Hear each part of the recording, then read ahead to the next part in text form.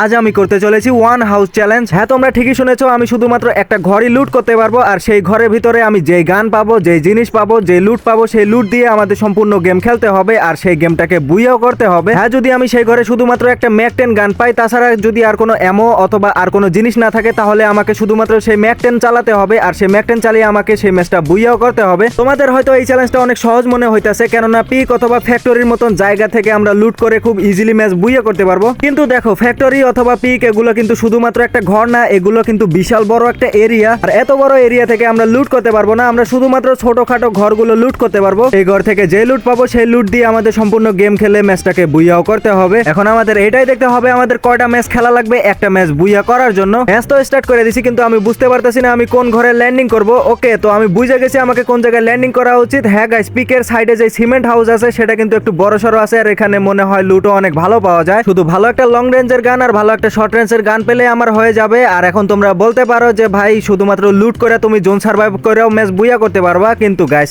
তেমনটা করা যাবে না। আমাদের এই ম্যাচে সর্বনিম্ন হলে 5টার উপরে কিল করতে হবে, মানে সর্বনিম্ন আমাদের 5টা কিল করতে হবে। এর থেকে বেশি কিল করলে তো ভালোই, আর এই জন্যই গাইস আমাদের লুট করার পরে কিল করতেও যাইতে হবে। শর্ট রেঞ্জের গান, লং রেঞ্জের গান পেয়ে গেছি, সামনে একটা MP40ও পেয়ে গেছি, আর তারপরে গাইস এখানে ফার্মাসও পেয়ে গেছি। মানে আমি যে গানগুলো পছন্দ করি সেগুলো গান কিন্তু আমি অলরেডি পেয়ে গেছি। শুধু একটা ভালো ভেস্ট হেলমেট পাইলে আমাদের হয়ে যায়। তো এরপরে নিচের তালায় চলে আসলাম, এখানে দেখা যাক কি কি রয়েছে।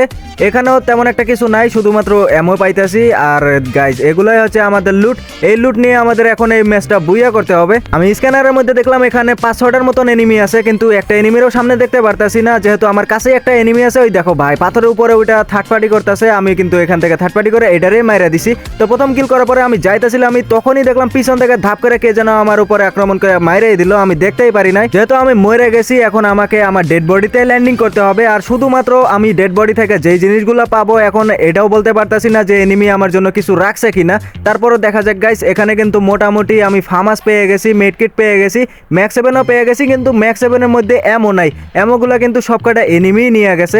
এখন এমো নেওয়ার জন্য আমাকে পকেট মার্কেট ইউজ করতে হবে। আর হ্যাঁ গাইস, আমি শুধুমাত্র এনিমিকে কিল করার পরে যেই টোকেনগুলো পাবো, সেই টোকেনগুলো ইউজ করতে পারবো। আর কোনো জায়গা থেকে কিন্তু আমি টোকেন লুট করতে পারবো না, কারণ আমার এরিয়ার বাইরে সব টোকেন। তো সামনে একটা এনিমি গাইস, এটারে মারতে গিয়ে দেখো ভাই আমি নিজে মরে গেলাম, আর এখানে আমাদের প্রথম ম্যাচ কমপ্লিট হয়ে গেল। চলে আসছি আমরা দ্বিতীয় ম্যাচে, আর এবার আমি বুঝতে পারছি আমাকে কোন জায়গায় ল্যান্ডিং করতে হবে। আমি ল্যান্ডিং করে ফেললাম পচিনকের যে বড় সড়ো স্কুল আছে সেখানে। এটার এরিয়া একটু বড় আছে, আর এখানে ভালো পরিমাণে লুটও আছে। প্রথমে আমি ল্যান্ডিং করার সাথে সাথে এখানে একটা M10 পেয়ে গেছি এবং এক্সিমেটও পেয়ে গেছি। তারপর যে নিচে এই জায়গাটা কিন্তু গাইস এই ঘরেরই অংশ, যে কারণে এখানেও আমি লুট করতে পারবো। এন্ড এই পুরো জায়গাটা লুট করার পরে আমি একটা MP5 এবং এক্সিমেটও পেয়ে গেছি। তারপরে যখন নিচে একটু লুট করতে ধরছিলাম, তখনই দেখি পিছন থেকে কে যেন ল্যান্ডিং করতেছে। ল্যান্ডিং করার সাথে সাথে আমি মারার ট্রাই করলাম, কিন্তু আমার এম ছুটে গেছে।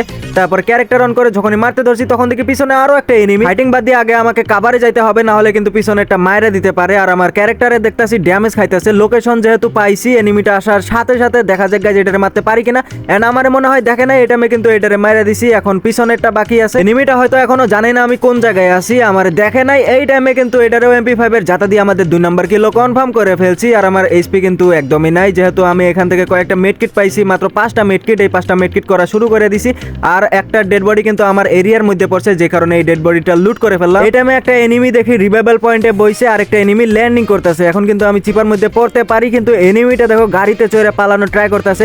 এনিমিটারে যখন ড্যামেজ দিতে ধরছি, তখন কিন্তু আমার নেটওয়ার্কের অবস্থা একদমই খারাপ। পিছন থেকে আবার কে যেন মারতেছে, আর এই রিভাইভাল পয়েন্ট চার্জ হওয়ার আগেই কিন্তু আমাকে এটার ভিতরে ঢুকতে হবে। আর মাত্র 3টা কিলের সাথে এই ম্যাচটা বুইয়া লাগে, তাহলে কিন্তু এই চ্যালেঞ্জটা আমরা কমপ্লিট করতে পারবো। তো আমি বরাবর রাশ করে এনিমিটারে রিভাইভাল পয়েন্ট চার্জ করতে দিলে হবে না গাইজ, আমাকে রিভাইভাল পয়েন্টটা চার্জ করতে হবে। তখনই দেখি ভাই এই এনিমিটারে কে যেন মাইরে দিল। রিভাইভাল পয়েন্টে চার্জ তো করে ফেলছি, কিন্তু এনিমিটারে যে কোথা থেকে মাইরে দিছে এটা কিন্তু আমি দেখতে পারি না। ভিডিওটা কন্টিনিউ করার আগে ছোট্ট একটি বিজ্ঞাপন, তোমরা যারা অল্প দামে ডায়মন্ড টপ করতে চাও, চলে যেতে পারো bstop.com এ। এই ওয়েবসাইটে AI রোবটের মাধ্যমে মাত্র 5 সেকেন্ডের ভিতরে তোমরা ডায়মন্ড টপ করে নিতে পারবা, আর এখানে সকল ডায়মন্ডের প্রাইস খুবই কম। এছাড়াও এখানে রয়েছে অনেক ধরনের অফার, যেমন 1 টাকা উইকলি লাইট, 10 টাকায় উইকলি। আর এই অফারগুলো কিন্তু সব সময় থাকে না, অফারগুলো টাইম এবং ডেট জানার জন্য তাদের টেলিগ্রাম গ্রুপে জয়েন করতে হবে। তাহলে তোমরা এখান থেকে তাদের অ্যাপ ডাউনলোড করে সেই অ্যাপ থেকেও ডায়মন্ড টপ করতে পারবা। সো ওয়েবসাইটের লিঙ্ক এই ভিডিওর পিন কমেন্টে দেওয়া আছে, সেখান থেকে চেক আউট করে নিও। সো দেখতে না দেখতে আমি কিন্তু 3 নাম্বার কিলো করে ফেলছি, আর আমি কিন্তু কোনো জায়গা থেকে লুট করতেছি না। সামনে একটা এনিমি আছে, এনিমিটার একদমই ক্লোজ রেঞ্জে চলে আসছি, পরে দেখি এনিমিটা প্যাক করে আছে। আর এখান থেকে আমি উপরে উঠে যখনই মারতে ধরছি তখন দেখি পিছন থেকে একটা এনিমি আসা ভাই আমার ফুল ড্যামেজ করে দিছে।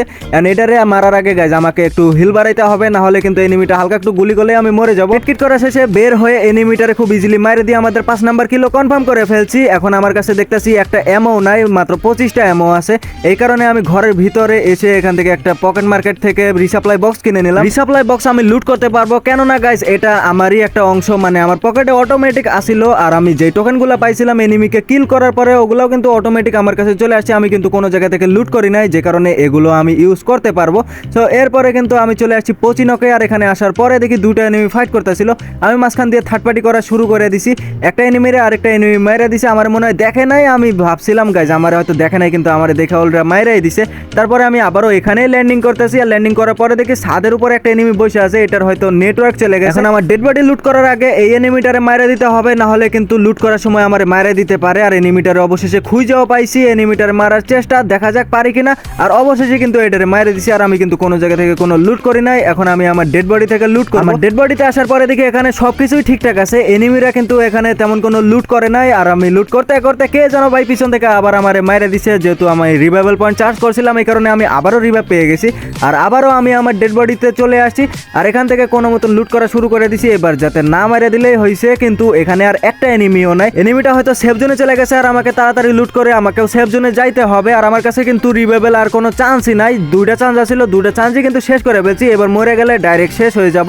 সো এরপরে কিন্তু আমি চলে আসছি সেফ জোনে। আর এখানে আসার পরে দেখলাম গাইজ অনেক কয়টা এনিমি, একটা এনিমি যাইতাছে, এটারে দেখা যাক মারতে পারি কিনা। Full damage. অ্যান্ড এরপরে কিন্তু আমি ক্যারেক্টার মাইরে দিছি। ক্যারেক্টারটা লাগার সাথে সাথে আমি চাইছিলাম গুলাল ফাটায় মাইরে দিব, কিন্তু বের হলে আমার মাইরে দিতে পারে। চারপাশে এনিমি, তো এনিমিটা বের হয়েছে, এইটা আমি কিন্তু সোনিয়া বানায় শেষ করে দিছি। তো আমাদের 8টা কিল হয়ে গেছে। দেন এরপরে আমি চলে আসছি ম্যাচের একদমই শেষের দিকে, আর মাত্র 3টা এনিমি আছে। আর একটা এনিমি দেখো ভাই এই জনের মধ্যে কেবল ল্যান্ডিং করতেছে, ওইটারে পরে মারতে পারবো, আগে নিচে থাকা এনিমিটারে মারি। যেহেতু আমি এত দূরে আসতে পারছি, আর একটু গেলেই কিন্তু ম্যাচটা বুইয়া হয়ে যাবে। দেখা যাক গাইজ বুইয়া নিতে পারি কিনা। আর মাত্র 2টা এনিমি। এই ভাই আমি ফুল কাভারে আসছিলাম, তারপরে আমারে মাইরে দিছে। এটা কোনো গ্লিচ হলো ভাই? আমি একদমই ফুল কাভারে, তারপরে আমারে কেমনে মাইরে দিল? এরকম যদি চলতে থাকে তাহলে কেমনে হয়?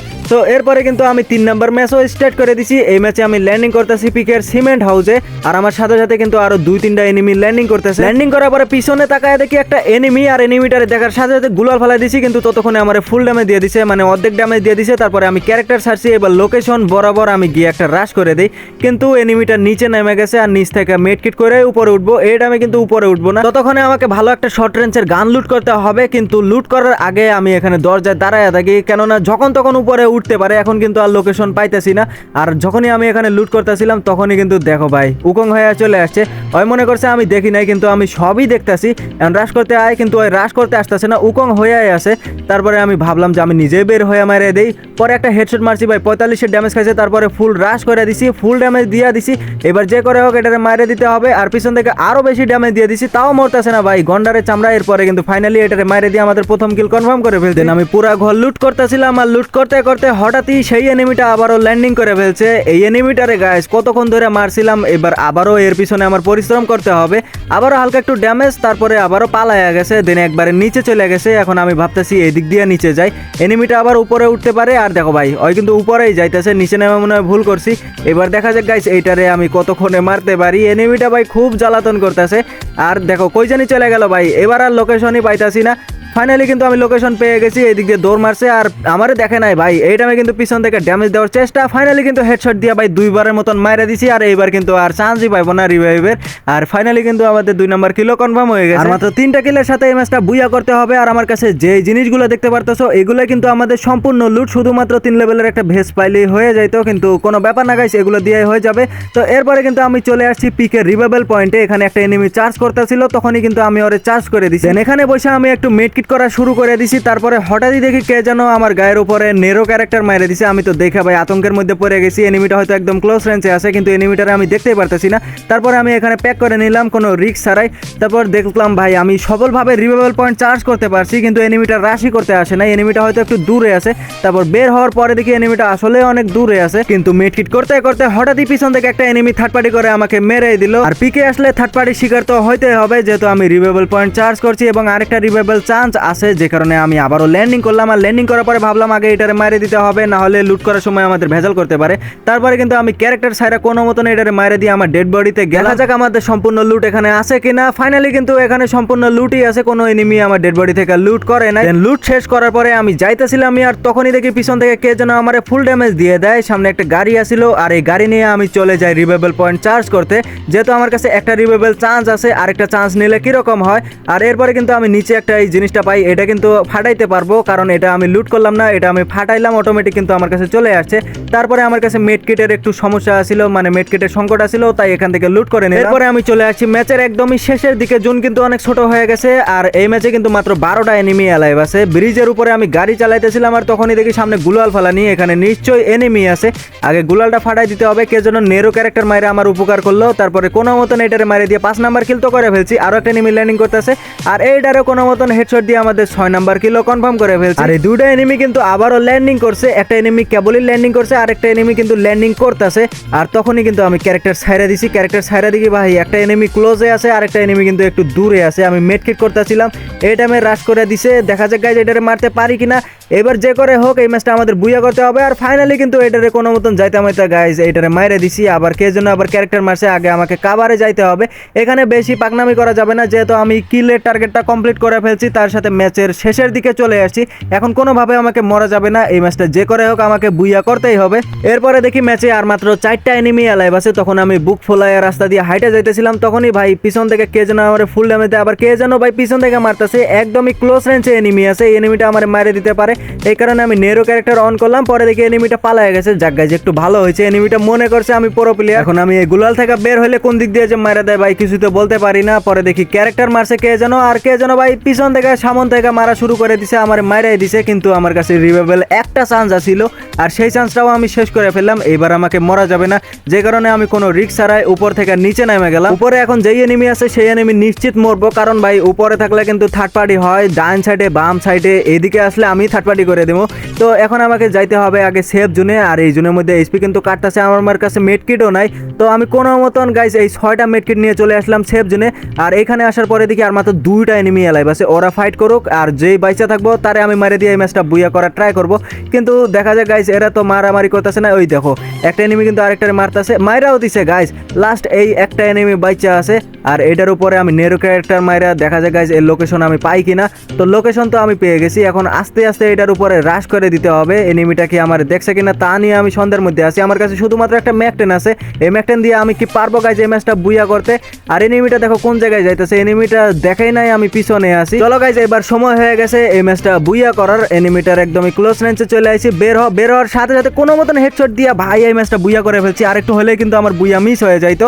সো দেখতেই পারতেছো ওয়ান হাউস চ্যালেঞ্জ কিন্তু আমি ফাইনালি কমপ্লিট করে ফেললাম। সো গাইজ এই ছিল আজকের ভিডিও, আশা করি ভিডিওটা তোমাদের ভালো লাগছে।